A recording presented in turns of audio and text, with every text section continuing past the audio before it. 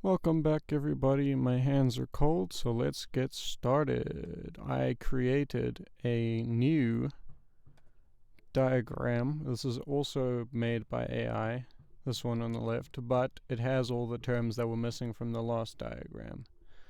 So today we're going to look into Stoic ethics. Now, last time there are two terms that I forgot to actually explain in the physics section, but it's okay because those terms happen to overlap with ethics a little bit. So the two terms are haimarmene and palingenesia. Ekpyrosis, we talked about ekpyrosis. Pyros means fire or something. So that's the whole universe engulfed in fire idea from last time we covered that. But haimarmene is different. It is fate or destiny. So within fate or destiny is ekpyrosis, the eventual heat expansion of the universe and the eternal recurrence idea. And then there's palingenesia, which means the periodic renewal of the world associated with ekpyrosis. So I didn't explain those two last time, but I explained it in English. I just didn't explain the actual terms. So anyway, moving on. Let's get straight into it. Stoic ethics. The branch of knowledge that deals with moral principles that govern a person's behavior or the conducting of an activity, built upon physics and epistemology. I'm going to cover epistemology, the logic section of the branch I'm going to cover in a different video. The beginning, foundation, and basis of Stoic ethics is a doctrine founded on physics and the nature of living beings called oikosis.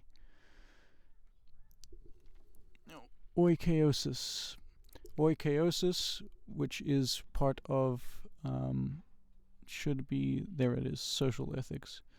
I'm going to zoom in on that if my computer will do this. Oikosis is the self-ownership and extension to the process of self-awareness in all animals, which in humans leads to a sense of community. In the original fragments of Stoic texts,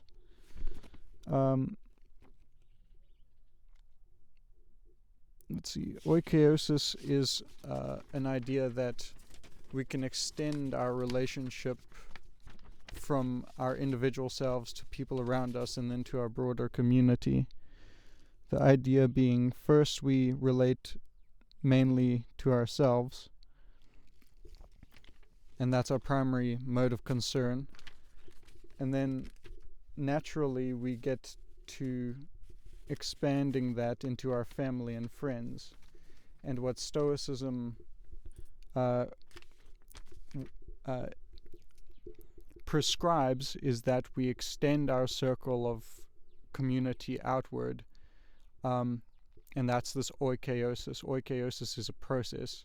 I think I talked about it once in the other video, but you can see what it says here. Oikosis, orientation or appropriation. It's the expanding of our connectedness and our sympathy for other beings. We can eventually understand this expanding even out to the universe itself, because we have a rational faculty, is what they called it, and the universe itself has a rational principle. And so this idea of oikosis is the origin of the idea of cosmopolitanism, which means the city of the universe. We're members of the city of the universe, something like that. Naturalistic and, did I read everything here? Here. Oikosis is difficult to translate, but is similar in meaning to orientation and appropriation. Further, Chrysippus is quoted as saying that an animal's oikosis is to self-preservation. Its nature is to endear itself to itself. Naturalistic and physiological theory any being will choose what is good for self-preservation and avoid that which harms self-preservation. Stoics ascribe to good values. Stoics ascribe to good and bad values based on naturalistic physiological theory of oikeiosis, whereas in Platonism, which posits the existence of an absolute transcendent concept of quote-unquote the good, and to which all value ascriptions may be referred. Stoics will, I'm going to translate to sacrifice themselves to preserve their souls and psyche logicae. So they refer back to Socrates. Socrates was put on trial for quote-unquote corrupting the youth. What he was doing was a form of philosophy that exposed people's inner contradictions, and people don't like having their inner contradictions exposed, so they basically put on a trial, and then he was sentenced to death.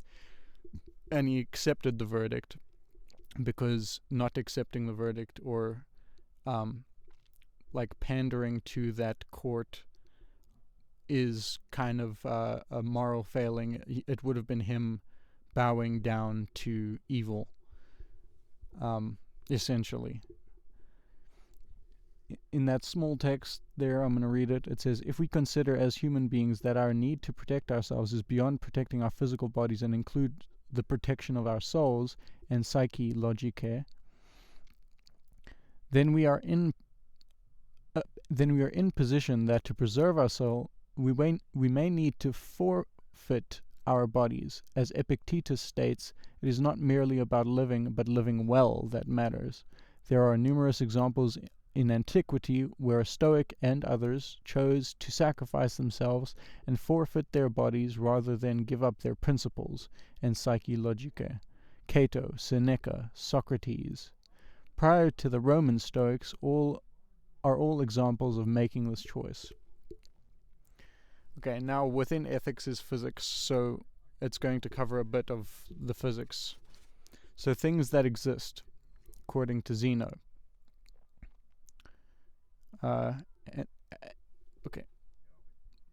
This leads into Epictetus's categorization, but I'm not going to cover that now. I'm going to cover that after. Good things, bad things, and indifferent things. Of the good things are arete, virtue or excellence is the only good. To read a quotation kind of exemplifying the Stoic logic that created this conclusion. They use a kind of categorical reasoning, although back then it wasn't called categorical reasoning. Back then they used what's called dialectic, but categorical reasoning appears in the ancient Stoics. Let's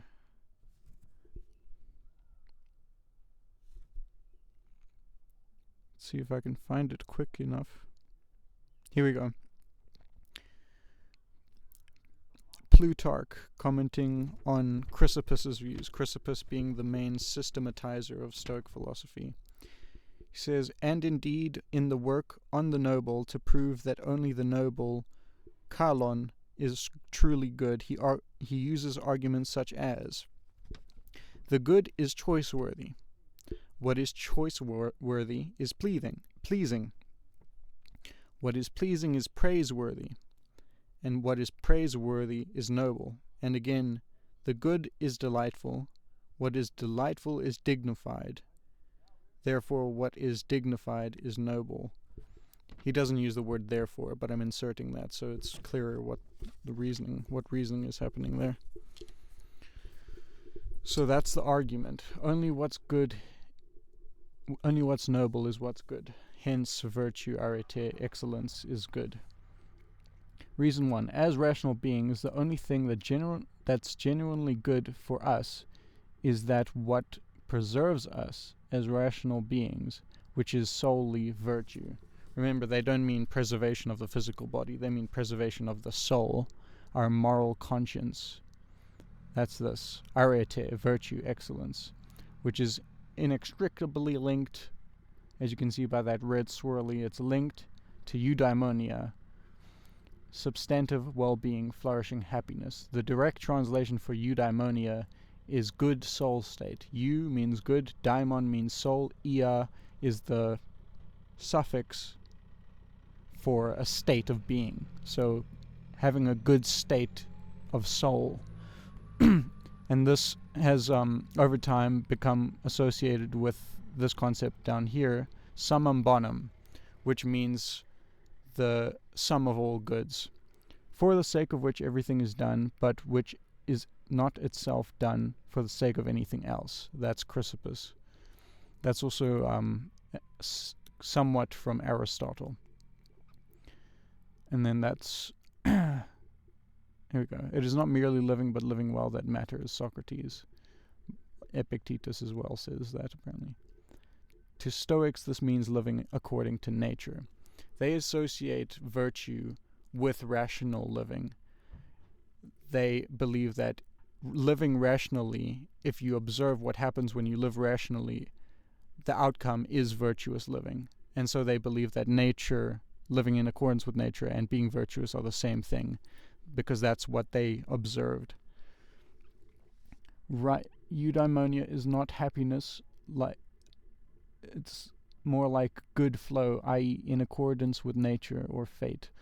Many people think falsely that Hellenistic philosophies are pathways to happiness. However, as you know, happiness is not the goal, rather being a virtuous person is the goal. Sometimes happiness happens as a byproduct. I certainly feel happier, calmer, etc. because of Stoic practice. Ah, yes, you are right. This is like commentary boxes, I think. Ah, yes, you are right. Sellers does say that eudaimonia is the summum bonum, the sum of all goods of Hellenistic philosophy. They were all eudaimonistic. Wisdom traditions. That summum bonum comes with a hefty caveat, covered by Sellers and others. I think it is unhelpful to translate the word eudaimonia as happiness, because it's my own bias. Sellers does say happiness is not quote-unquote subjective feeling of contentment, but rather quote-unquote substantive well-being in one's life. That is accurate. However, I think we can go further and name the quote-unquote substantive well-being. Within Stoic tradition, living in accordance with nature, right? Because they thought from their observations when people were living according to nature, which means being rational, the outcome was virtuous living. So they associated them as the same thing. They identified them as the same thing. It's our answer to the question, what does it mean to live a good life? Of course, we then need to explain what the motto means. It differentiates the Stoics from all other Hellenistic schools, the academics, skeptics, cynics, Epicureans, etc. We all have different understandings of quote-unquote substantive well-being in one's life. So now tracing back to virtue, which is the only good, morality. 3 aspects to living in harmony with nature, or virtuously. Number 1, the idea of living harmoniously with oneself, consistently free from internal emotional conflict. So this is the idea of living rationally in your own head. For example,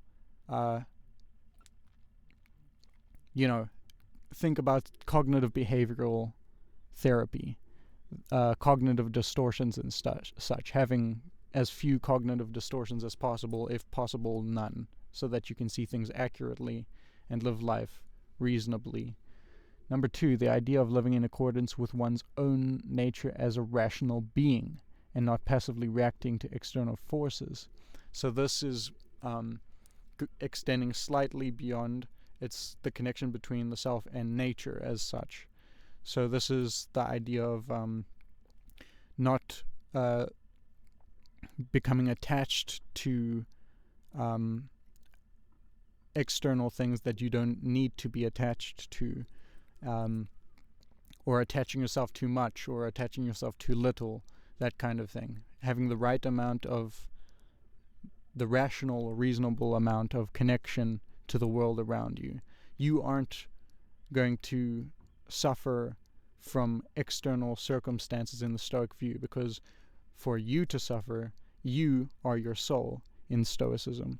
So you're only suffering if what you're doing is a vice, and you're only flourishing if what you're doing is virtue, because that's what being rational means in Stoicism. It's the whole worldview. Number 3, bringing oneself into harmony with nature as a whole, which is organized by the active principle pneuma, or God. The active principle is that seminal principle I was talking about last time, which is in the physics. Let's go up to the physics. Here we go. Ousia is all substance. Heile is, and we're looking at the left here. Heile means stuff, matter, bodies.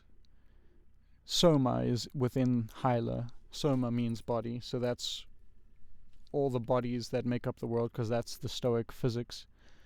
It's a materialistic philosophy. Pneuma means breath, so it's the thing, it's kind of like the rational principle that is inherent in matter. That's the phrasing they use, if I remember correctly. Tonos is tension, and when the breath, pneuma, has more tension, that's what gives rise to complex forms, something like that. And they associated that with God. The ordering principle behind the universe is God to the Stoics.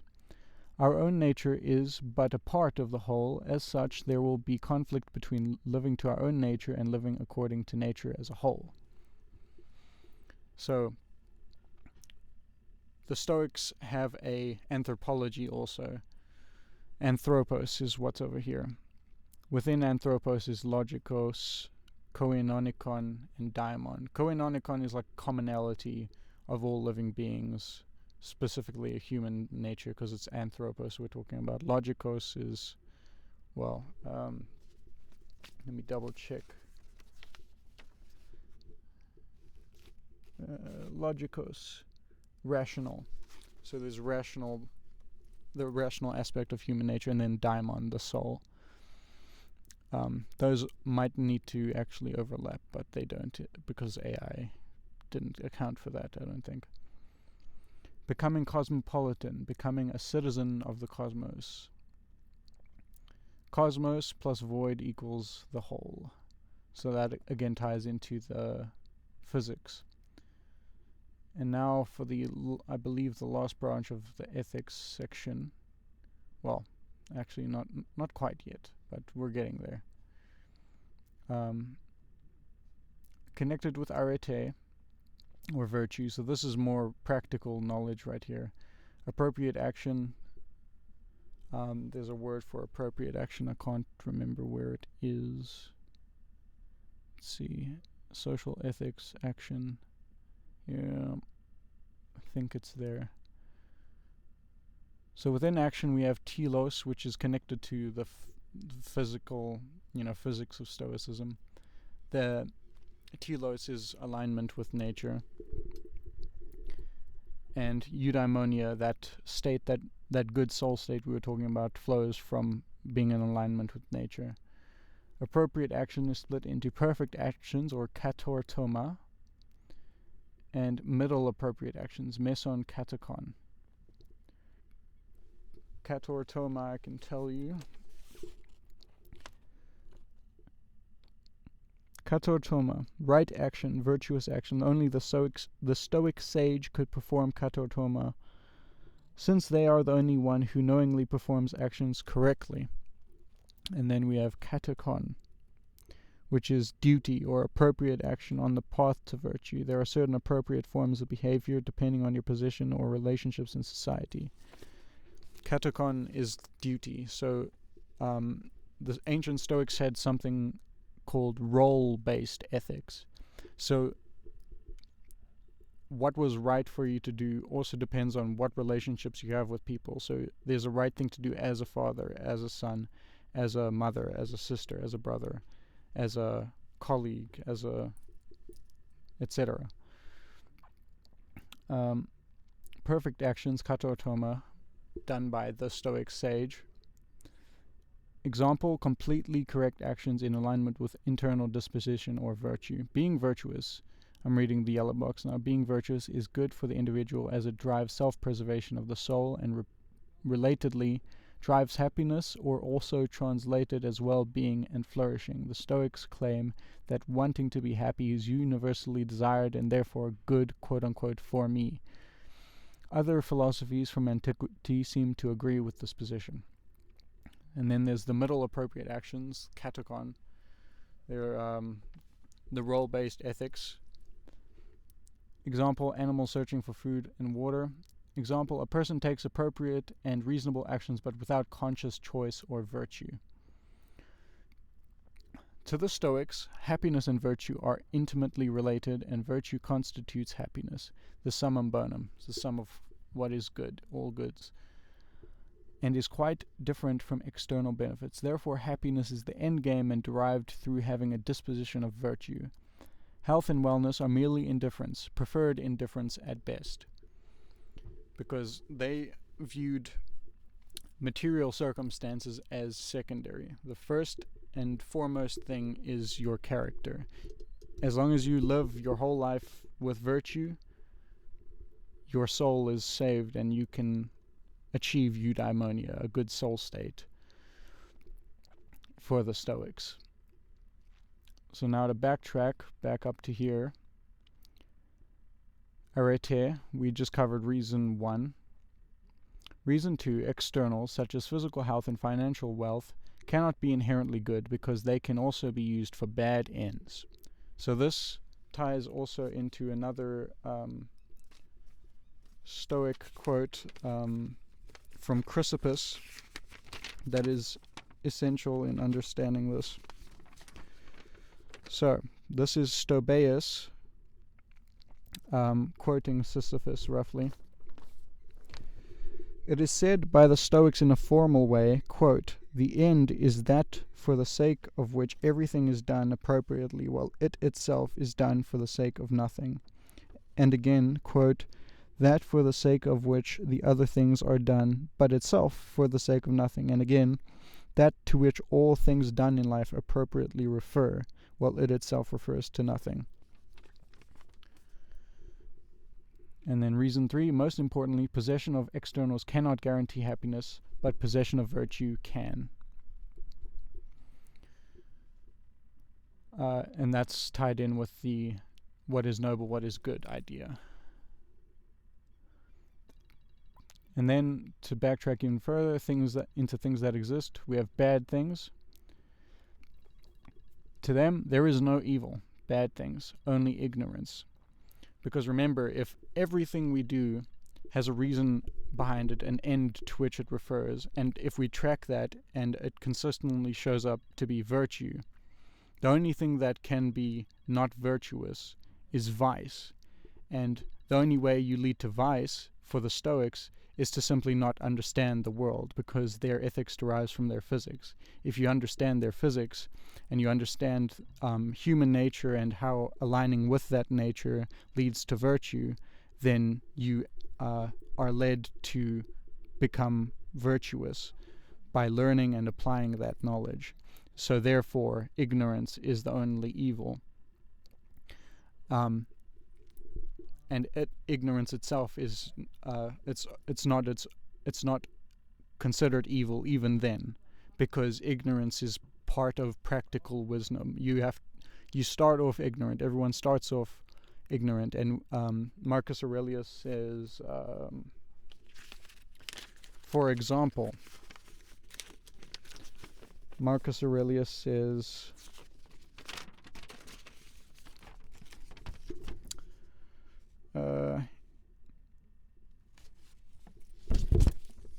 nope, that's not the quote. Where is it?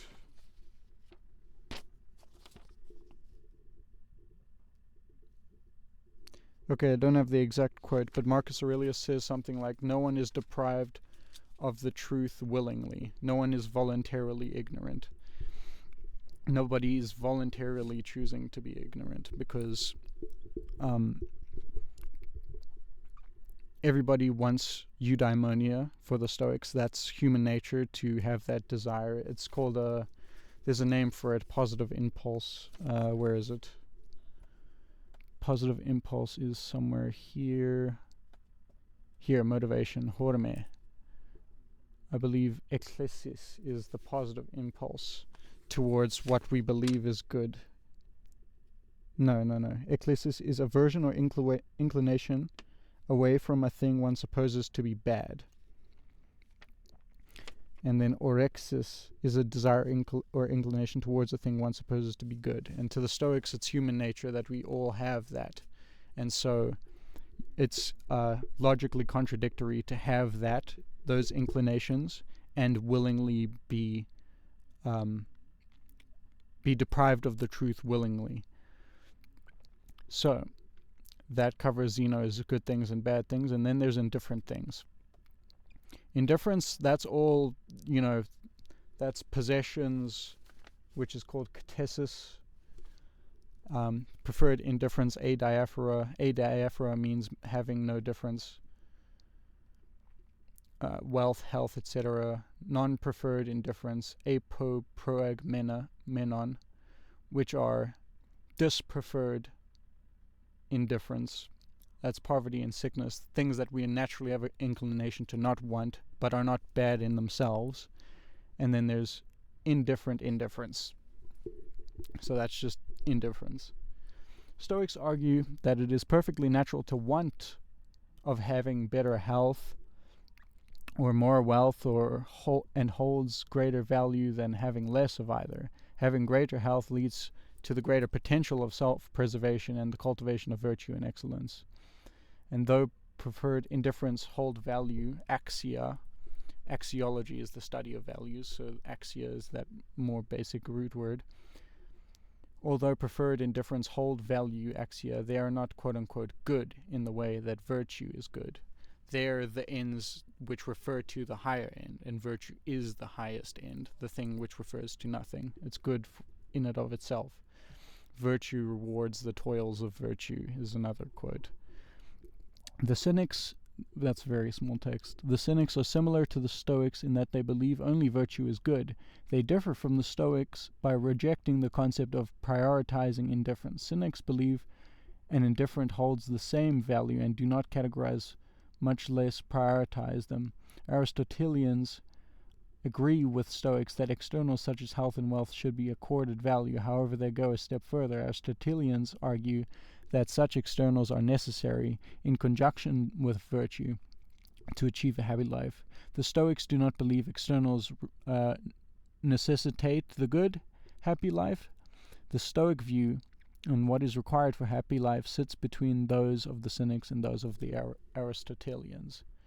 So they understand the natural inclination and preferential nature of indifference, so stuff outside of our control, while still maintaining that strict high valuation of virtue as the end of all ends, the highest good. Now, to go a bit back, so that's Zeno, the founder of Stoicism. That's his analysis. The next is Epictetus's, which is simply up to us and not up to us. It's roughly the same idea. I don't think I'm going to go into it too much. Maybe I'll make that for the next video, because Epictetus is a lot to talk about, actually. So I think that's it for now. Alright, thank you everybody for watching, and hope it was helpful. Bye bye.